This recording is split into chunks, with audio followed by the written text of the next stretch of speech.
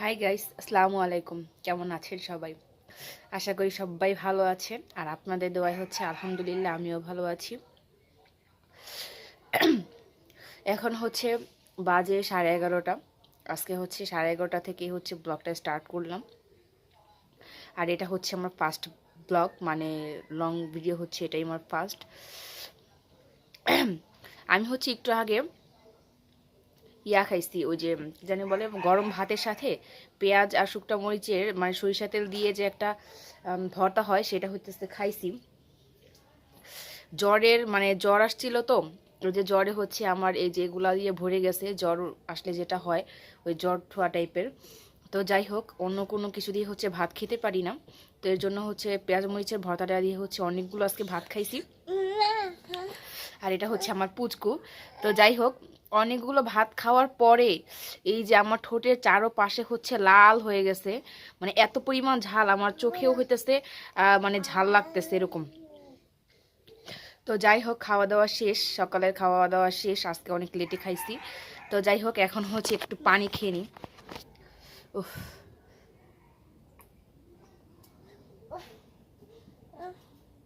এত পরিমাণ ঝাল বলার মতো না, বাট অনেক টেস্টি, মানে অনেক ভালো লাগছে, অনেক মজা লাগছে।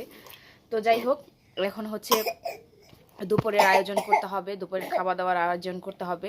আর আমার রুমেও হচ্ছে প্রচণ্ড কাজ। তো যাই হোক, অনেক বক বক একটু না করি, চলো কাজে স্টার্ট করে দিই। ঠিক আছে, চলো। তো আমি হচ্ছে রান্নাঘরে চলে আসছি, আর আজকে আমাদের কি কি রান্না হবে সেটা হচ্ছে দেখাই। তো দেখাই, দাঁড়াও।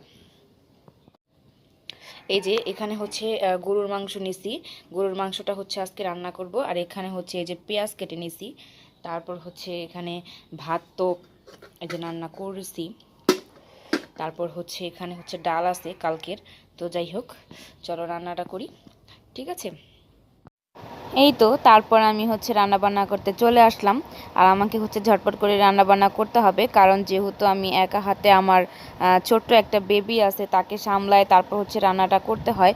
তো তারপরে আমি কিন্তু খুব মানে তাড়াতাড়ি করে রান্নাটা করে ফেললাম। আর যেহেতু আজকে শুধু এক আইটেমের রান্না, কারণ আমাদের মাংস রান্না হলে আর কিছুই লাগে না দুইজনেরই, আর আমার পুচকু তো খাইই না। তো যাই হোক, আমি রান্নাটা করতে করতে কিন্তু সাথে আমি অন্য কাজও করছিলাম। আমি হচ্ছে এখানে আমার বেসিংয়ে হচ্ছে থালা বাসন ছিল, সেগুলো হচ্ছে ধুয়ে নিচ্ছিলাম। কারণ শুধু রান্না করলেই তো আর হবে না, রান্নার পাশাপাশি সব কাজগুলোই কিন্তু করতে হবে, কারণ একটা কাজ নিয়ে তো আর বসে থাকলে চলবে না। তো তার জন্য কিন্তু আমি এখানে আমার জমানো যে হাঁড়ি পাতিলগুলো ছিল সেগুলো কিন্তু ধুয়ে নিচ্ছিলাম। তো সেগুলো ধুতে ধুতেও কিন্তু আমি 14 বার করে কিন্তু আমার পুচকুকে দেখছিলাম যে সে আবার ওই রুমে কি করছে না করছে, কারণ ছোট বাচ্চা নিয়ে আসলে অনেক প্যারা ভাই, এটা মানে বাচ্চা না হলে আসলে বোঝা যায় না।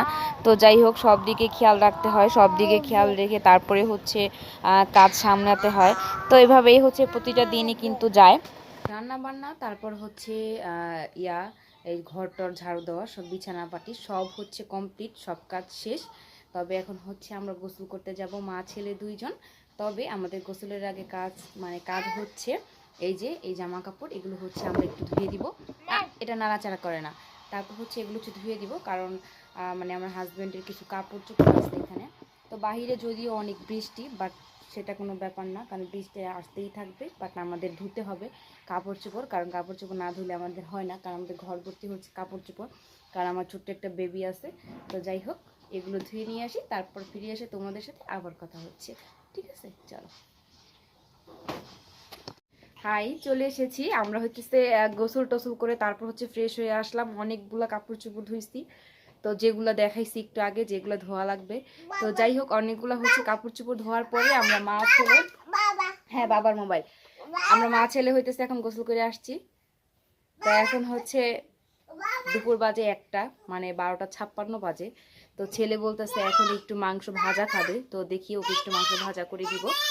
তো যাই হোক, দেখতে থাকো তোমাদের সাথে, মানে আমার সাথে থাকো, দেখো কি করি। তো এই যে ছেলের জন্য হইতেছে এখানে দেশি মুরগি, এটা হচ্ছে ওকে এখন ভাইজা দিব।